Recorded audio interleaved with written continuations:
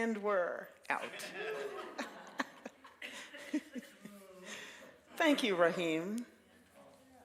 Yeah, yeah. So I've been thinking about where we come from, where we all come from. You know, our families of origin, the faith that we grew up in, if we indeed grew up in a particular faith. And, you know, sometimes we can be in resistance to some of that. Whether it's a tricky relationship with a parent or a sibling, whether or not at some point the faith that we grew up in became constrictive or there was something about it that just didn't resonate for us anymore. Sometimes we have a tendency to fight those things. We have a tendency to want to push them somewhere and compartmentalize them somewhere in our lives so that we don't have to look at them because we want to move forward. But in the process of trying to move forward, sometimes we expend far too much energy and do too much work denying what was, or fighting what was, or wanting to forget what was, or staying in a spiral of feeling victimized by what was, and by doing so, we drag all of that forward with us, even as we're affirming that we want to move forward.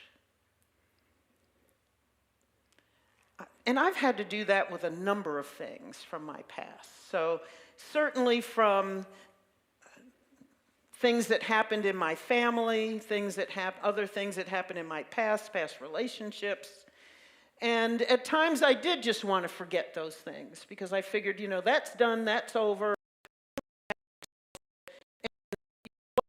We can decide not to deal with it.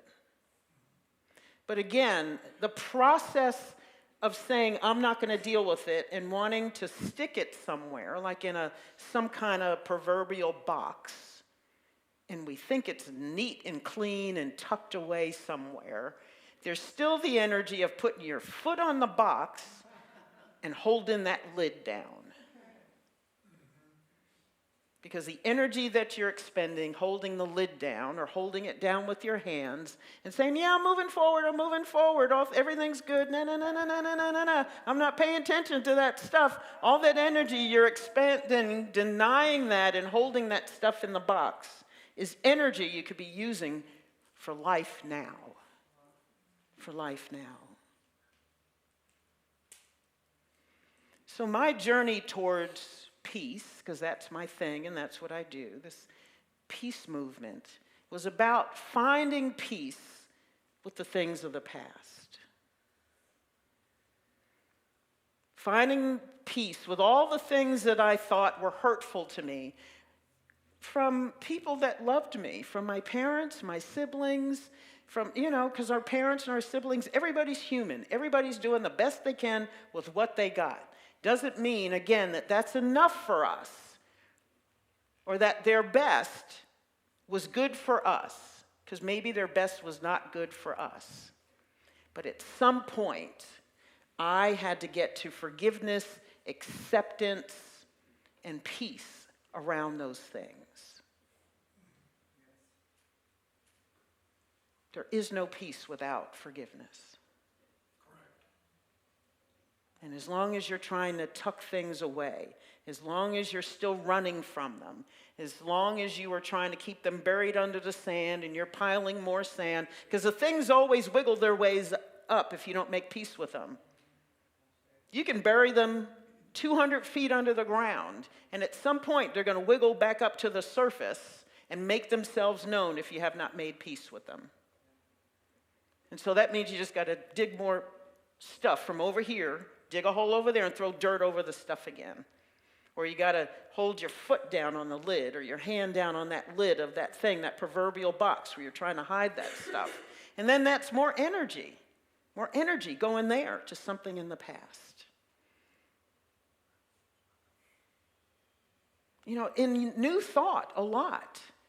There are people come to New Thought from a lot of different faith backgrounds. And some of it was painful. Some of it was painful. And man, when you get hurt in church,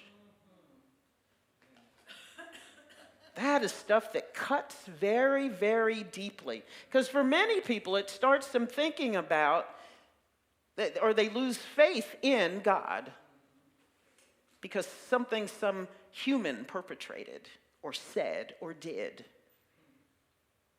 It had nothing to do with God. It had everything to do with whatever the person was perpetrating. But yet, that cuts very deeply. Like pain from parental issues. That's primal. So it digs deep in that stuff that we have to heal deeply, forgive deeply and fully, and move forward. Same things with the things in a faith tradition from growing up.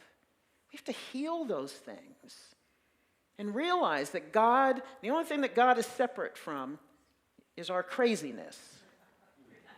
Sometimes we have to separate God from that. That wasn't God. That was whoever was perpetrating. And yes, they are a unique expression of the divine, acting out of alignment with their divinity.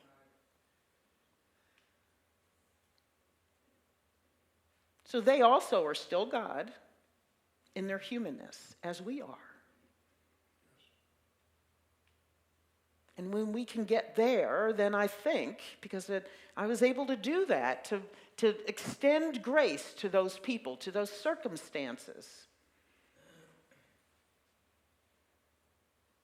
And when we can continue to do that, when we can let things happen, when we can let those things come up and look at them and appraise them and give them no more power, then they become no thing. There's no longer a box to stamp your foot on or to hold down with your hands.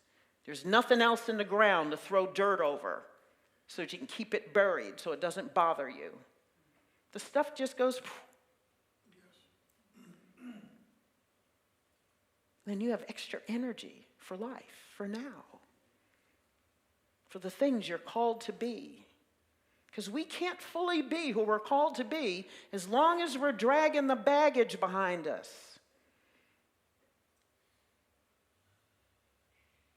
As good as it might make us feel in the moment to drag the baggage, because sometimes it does make us feel good. In the short term, it can make us feel good. You know, because we feel like martyrs. We just, oh my gosh, I dealt with this, and I walked through the fire. Look at me. I have this baggage. Look what I survived. Look what I survived. And our baggage is all pretty, and we're dragging it around, and we're telling everybody about it. Oh my gosh, you know what I went through? It was so painful, and I'm just carrying this, and I'm walking through the best I can. And everybody's so proud of you. You're still dragging baggage. You're still dragging baggage. Doesn't matter how you pretty it up. What's that thing? Lipstick on a pig? Still a pig.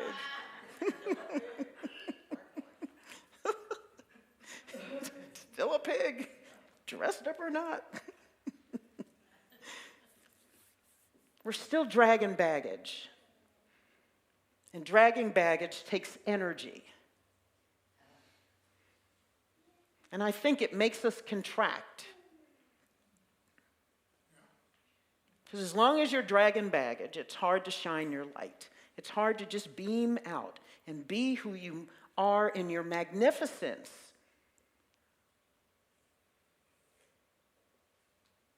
And you could be very justifiably hurt. That has nothing to do with whether or not you should drag the baggage. Dragging baggage forward is a choice. I think it's the Buddhists that say you can have pain, but you don't have to suffer. Suffering is a choice. Yes, we all have pain. Yes, we all have stuff that happens. Yes, we've all been slapped either metaphorically or actually. Yes, we have all been victimized. It doesn't mean you must be the victim.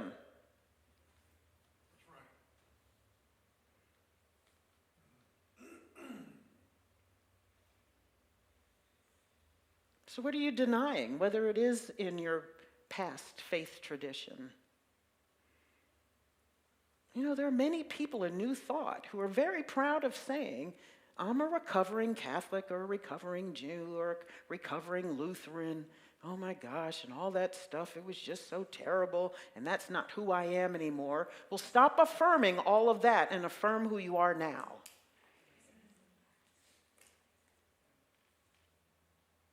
You know, when my mother moved here after my father passed away, she moved here in 2010, and she was still, my parents were staunch Catholics, very devout, and practiced till their last breath. And so when my mother moved here, she wanted a church, and I was no longer practicing. I hadn't been a practicing Catholic for decades. But when she came here, we wanted to go to church with each other because she wanted to understand me and where I am right now with my faith and what that meant, what that means to me, because she knows it's important to me. And I wanted to be with her at Mass. Even though I was no longer a practicing Catholic, I would go to Mass with her and enjoy it with her because she was so in her element in Mass. And in that process, what happened to me was that I started to have an affinity again for the faith that I was raised in. And I took my foot off the box.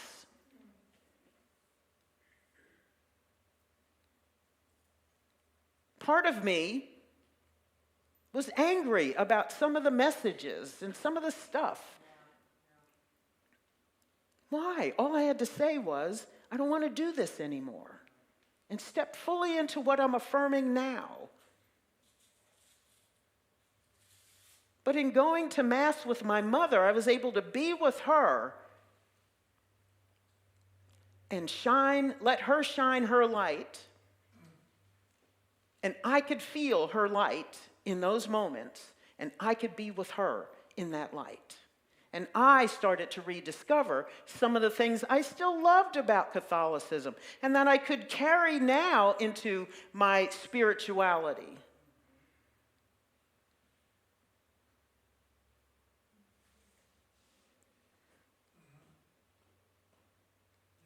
And now it's a wonderful thing.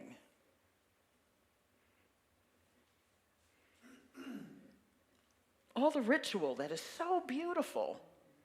That extrasensory experience of high Mass with incense and the bells ringing and the stained glass and the singing and the chanting and watching people kneel and stand and kneel and stand again, old and young.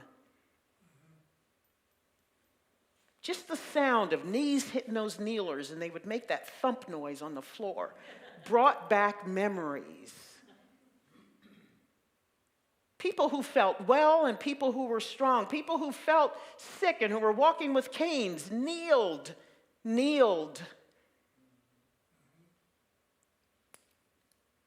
And I remember hearing people say in New Thought, I'll never kneel before another thing in life, in anger.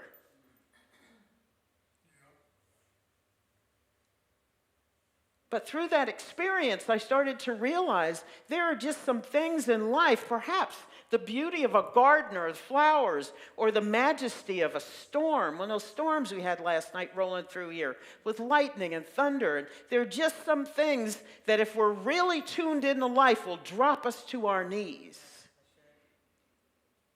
It does for me. Those things that take your breath away and you go, oh, those are things that should drop you to your knees.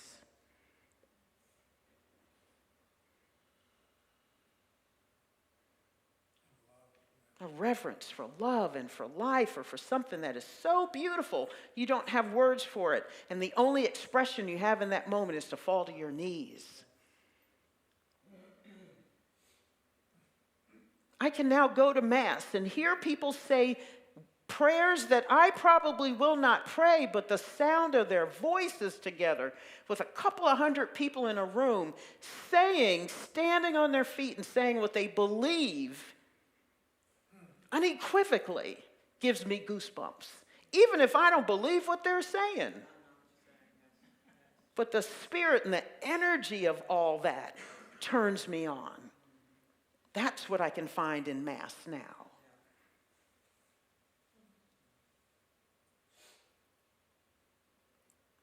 And I can love all of that. And then figure out, do I have anything that I hold that sacred? That I could stand on my feet and say, this is what I believe? That's an example for me now. I don't have to hold that down in the box. And just because I don't believe that anymore, I can find something that I can hold on to that is dear and beautiful and worthwhile to now insert into my spirituality, my beliefs, my understanding of God, and step forward. Step forward in life, not dragging baggage because of my faith tradition that I grew up in, but holding it in my arms and saying, oh, there's so much to love here. Even if it's just one thing, you don't have to love it all. Find one thing that you love and stop fighting it and resisting it. Find one thing that you love from your family of origin. Even if that experience was hard, there's probably something there of value. Even if it's something you learned not to do, has tremendous value. For so many years, I had a long list of things I said I would never do in relationships or in life or in love or with money or whatever it is that I've learned in my family. Highly valuable. But when I let go and I stopped resisting coming through there with baggage, with my self-righteousness and everything else, because, I'm so evolved now. I'm so more evolved than all those people I grew up with. I'm smarter, I'm better, I'm, more enlightened. When I let go of all that, then I was open to all that there was to love from those crazy people.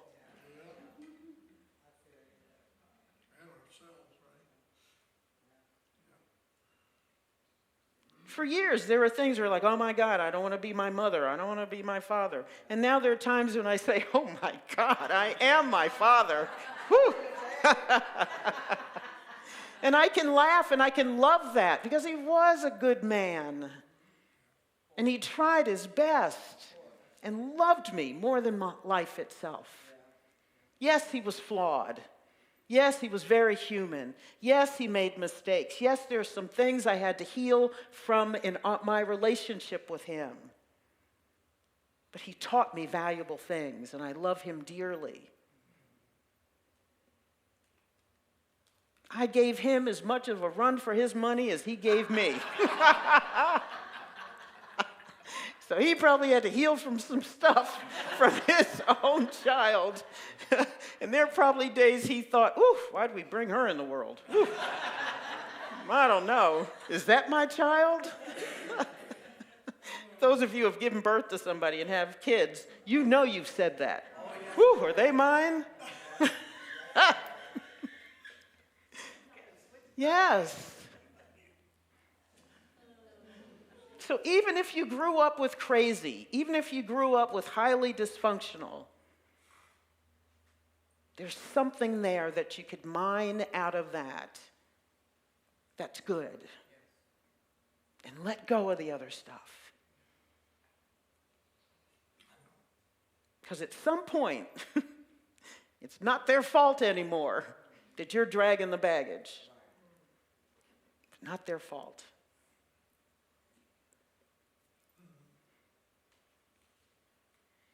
At some point, we make a choice to carry the pain and to continue to suffer.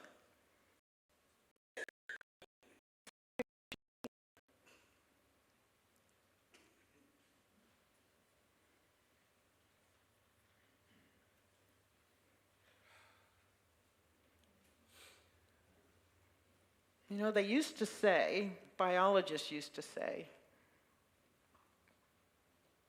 It was the fittest species that survived. It's actually the most resilient and adaptable species that survive. Roaches and alligators, maybe.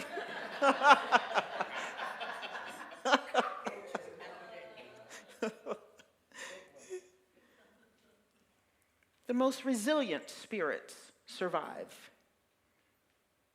Viktor Frankl said that. Holocaust survivor.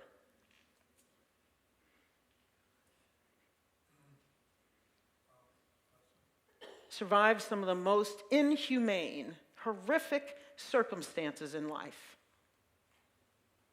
and came out with his dignity and with strength,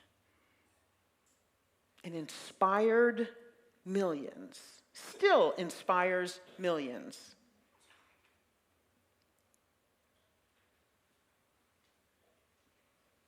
That's resilience.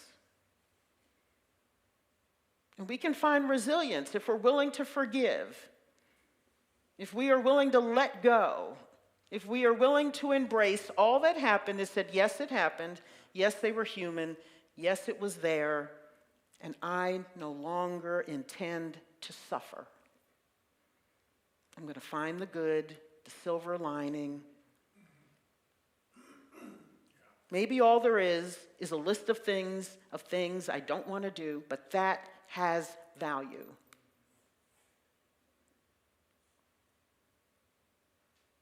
And there is this philosophy out there that perhaps before we come into physical existence, we sign up for certain things with each other. We've talked about that before. And sometimes, if you believe that, and if that's true, perhaps somebody signed up to be your villain so that you could heal and shine. Maybe somebody showed up and decided they would be that for you so that you could learn a lesson and become a beacon for others.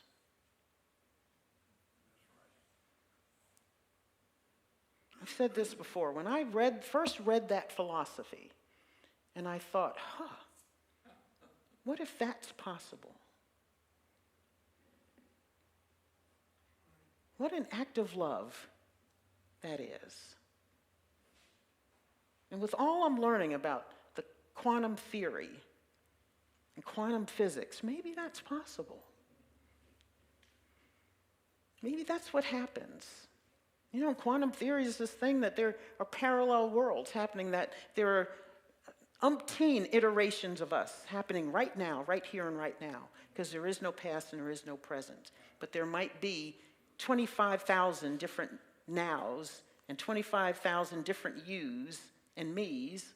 Ooh, that sent shivers up a couple of people's spines. Out there in the world. And maybe in a parallel universe, we are having an experience with somebody that was a villain in this iteration of life, but is our best friend in another. I don't know if that's possible. I don't know if that's what's happening. Well, it's all God. Every Yes. Every bit of it is our dad. Every bit. So are you willing to let go? Are you willing to become resilient? Are you willing to take your foot off of that proverbial box or that place in your heart or your gut that you've tucked all that pain? Are you willing to look at it and heal it? Are you willing to say, yes, it happened, and I'm no longer going to suffer from it?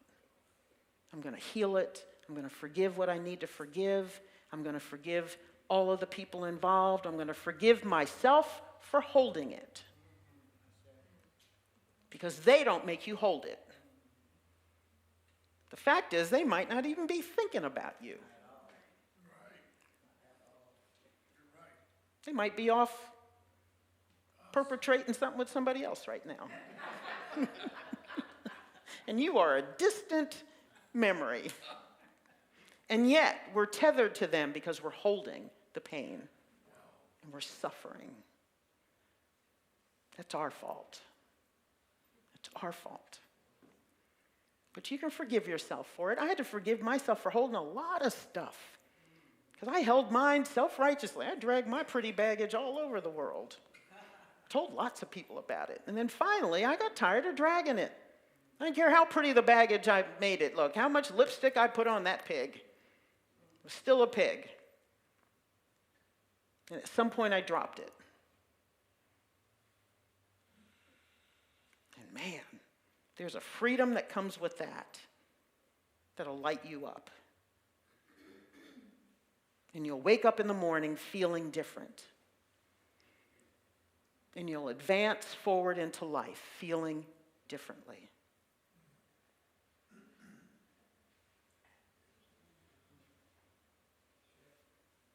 We can leave it all behind. In an instant. Doesn't have to be a long process. You can just say right here, right now, I am done. I'm done, and walk forward. We have that power.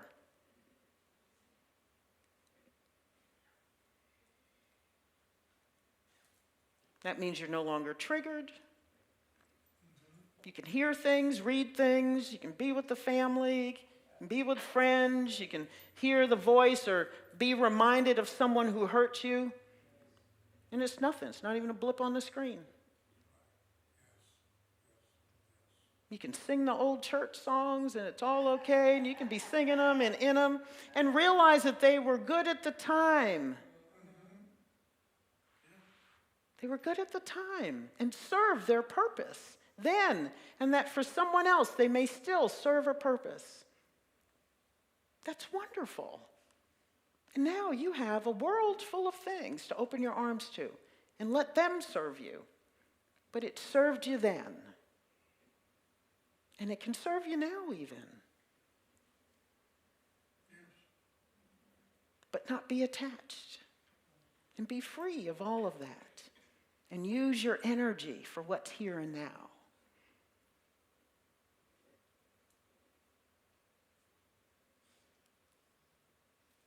The unity powers, 12 powers. The power to release and renounce.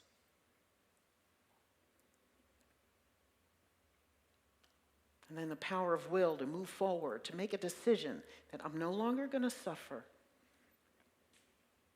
I recognize my pain, and it's all good. It's all good. Yeah, and it's all God. Yeah, it's all God.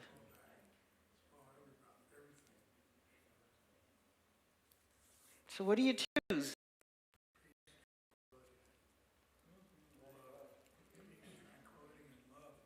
What are you going to choose?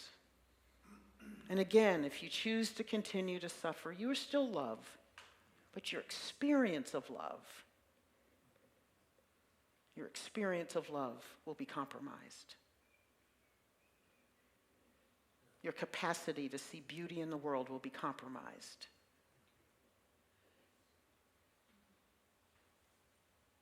What do you choose? Let's take this into meditation. Breathe deeply.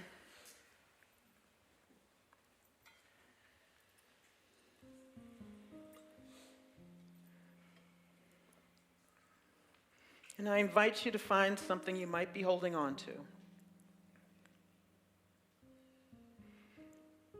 Something you got a stranglehold on.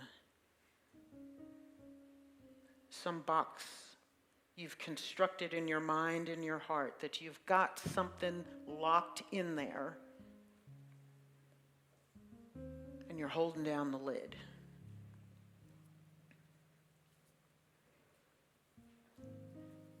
What have you buried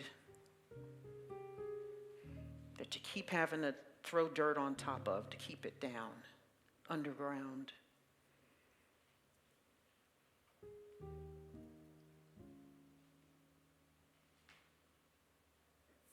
What's the hurt that keeps popping back up? Something someone said or did.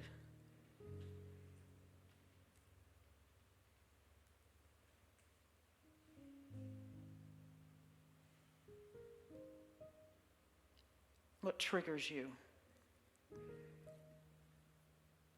It's probably attached to some hurt you have buried somewhere.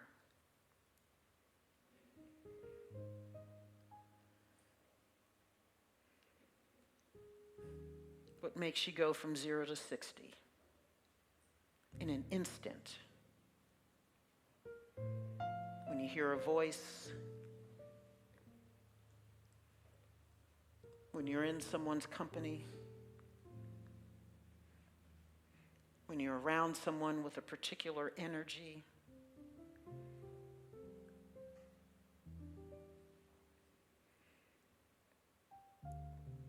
what is that thing?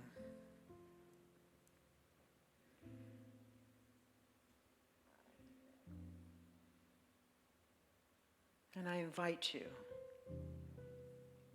to look at it fully. Be brave.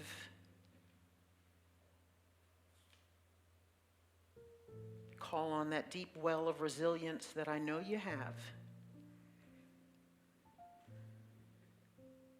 And appraise it fully. Acknowledge that it happened, that it was a thing.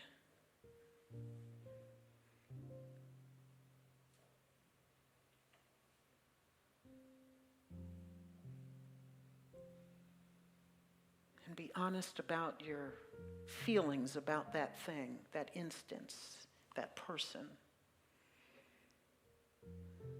Look at that. What does it feel like when you appraise it?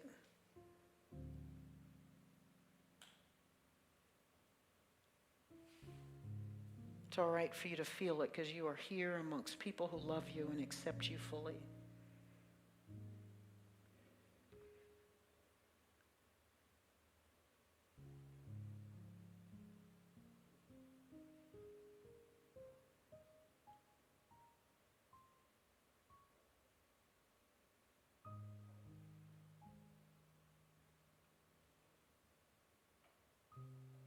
And as you look at it and allow yourself to feel it,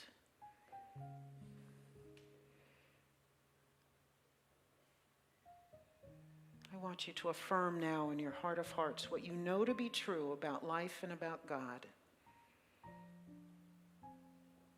Knowing that there is no power, no instance, nothing in life that is greater than that.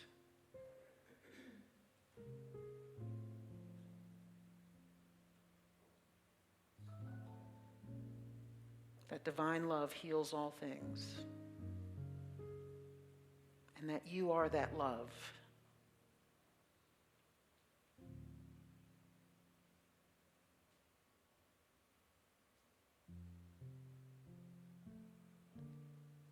That you have an infinite capacity to forgive if you will only let yourself forgive and open the door to forgiveness.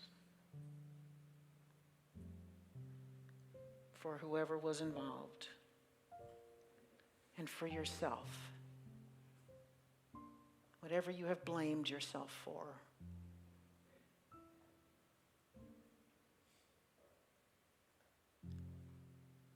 For your unwillingness to heal, for any self-righteousness.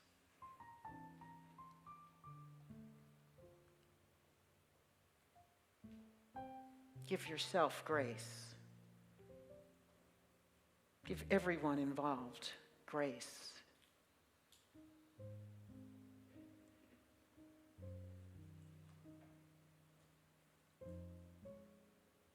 Affirming that they did the best they could with what they had in the moment. And so did you.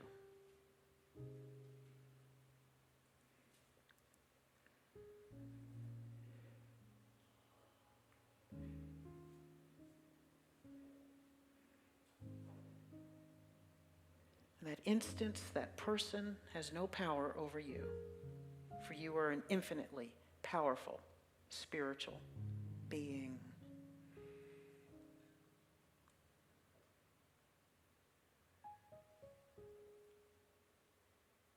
Take a deep breath and exhale.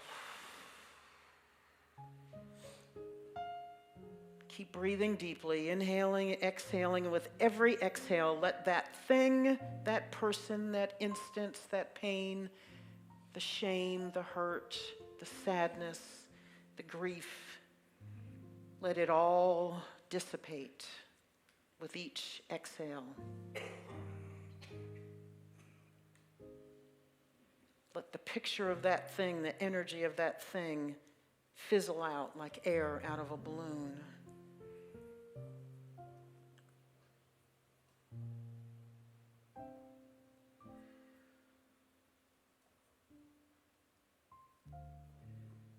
And affirm that you are an individual expression of the divine with limitless power,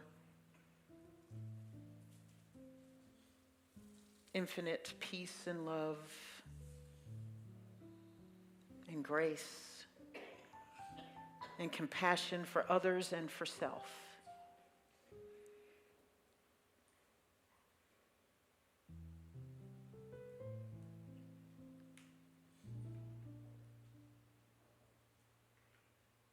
And as it dissipates, let yourself glory in the freedom, the newfound freedom that's beginning to well up within you.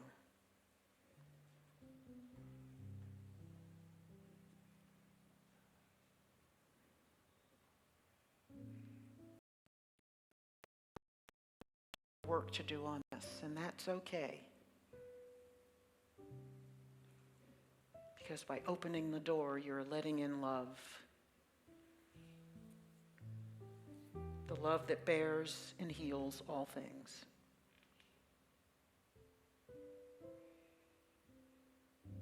And that you are on your way to freedom and joy and peace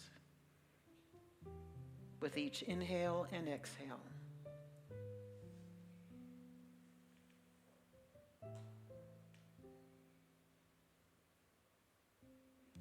And you are cutting the chains of pain and suffering.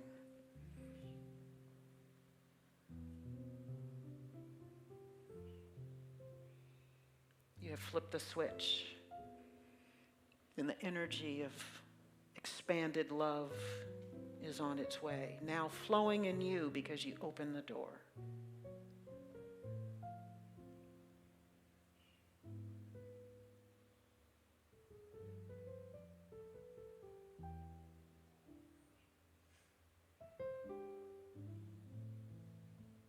Just breathe and relax.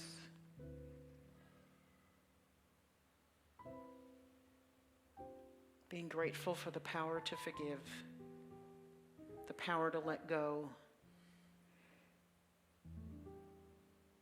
the power to stop fighting,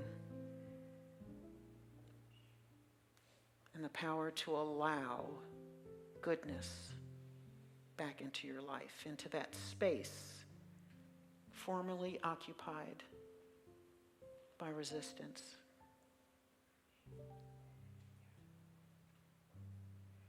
Let's take another deep breath in. Exhale. Yes, and thank you for release. Inhale again. Yes, and thank you for release and freedom and joy and greater capacity for all good things. And so it is, and so it shall be. Amen.